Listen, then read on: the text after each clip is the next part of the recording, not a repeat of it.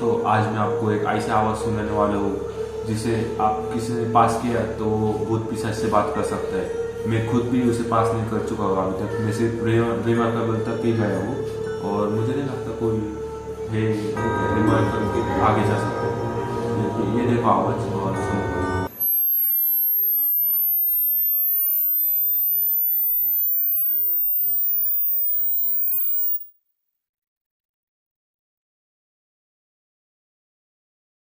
जिसे आवाज़ आखिर तक सुनाई दे मुझे कमेंट में बताइए।